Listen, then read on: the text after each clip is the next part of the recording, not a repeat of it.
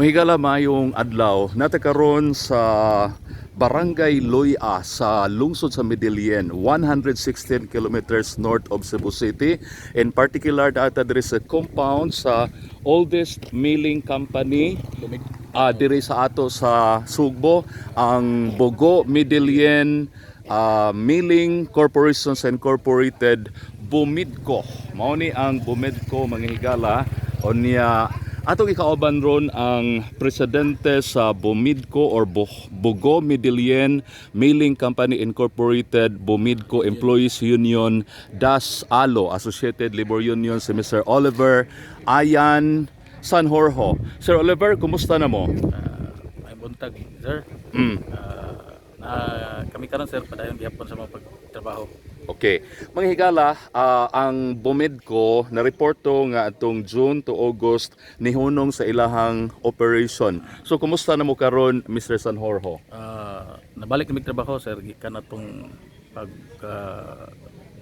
pahamtang sa mong mas vacation din ni kuan sila kuan nga extended nga no work no pay nga kuan sa empleyado. So from July 16 until August 16, then balik na may trabaho pag So mga around 2 months, 1 month. 1 month ang wa mo'y nakapahuway mo. Okay, affecting pila ka empleyado, sir? Around 240 employees siguro sir. 240, no? So giunsa man to ninyo in town pag survive ang 1 month? Nakaya ra? Nga wa mo'y sweldo? Lisod yun sir, kay labi na maurag din among gisaligan sa among panginabuhian, kuan sa among mga pangonsumo, pang-eskwela sa bata. So lisod gyud kayo, tado gyud kami atong higayon. So nagpasalamat lang kami nga balik na gyud mi og sa pagtrabaho na. So nakabalik mo August 16. So karon since then hangtod karon normal na inyong operation. Nami sa off-season repairs mi sir.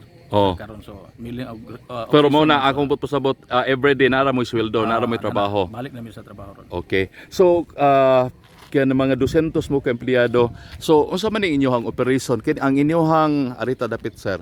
Kanang atong makita diha sa bill nga dako nga bill mo na ang inyong unsa man na siya? Factory diha sir.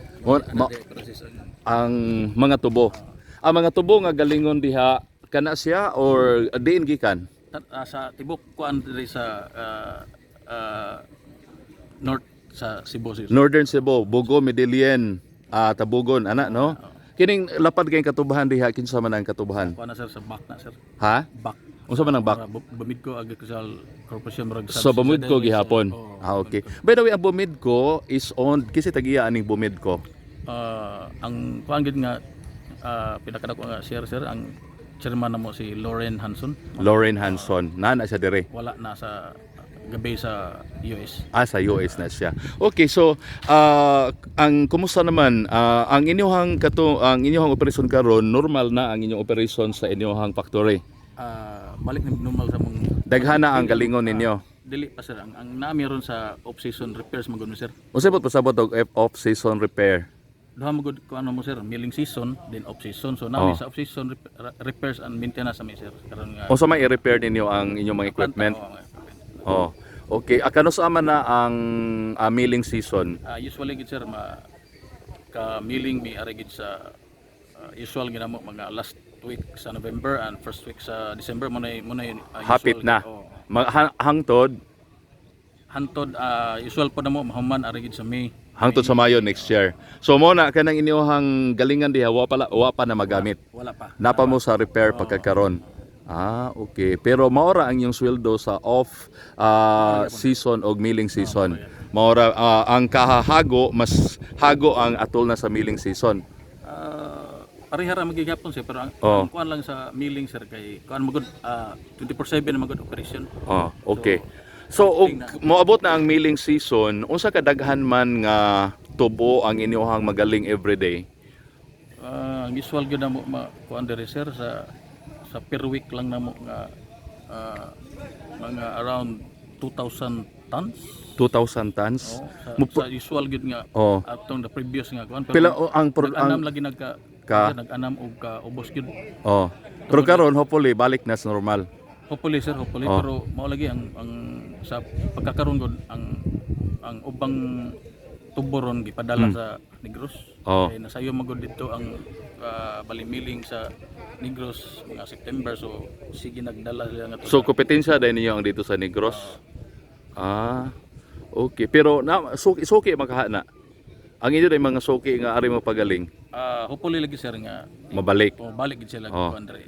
So, pagpasabot lang sa ato mga listeners o mga viewers, galingon ang tubo sa may ini ko magaling ang asukar na ang kuha na ang resulta. Ang among product gid sir, raw sugar, Raw sugar.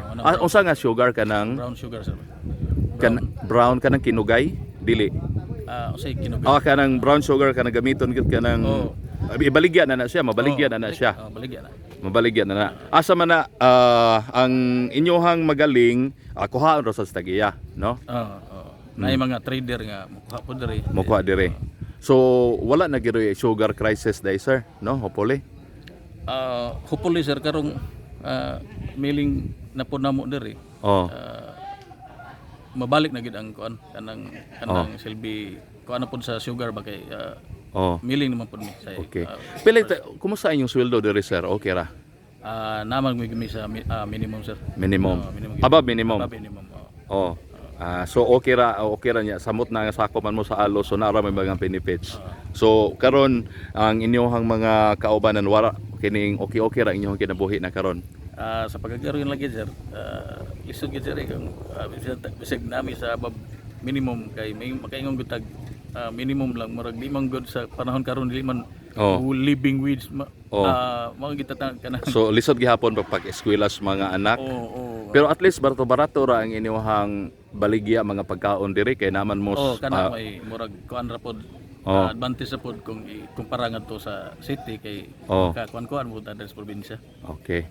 Okay sir, salamat kayo ha. Mobalik ko nimo later on labi pa unya sa aktual na gyud nga activity diri no. Salamat kanimo Mr. Oliver Ayan Sanjorjo, ang presidente sa Bugo Medellin Milling Company, Pomedco Employees Union Alo. Thank you very much. Yes, sir.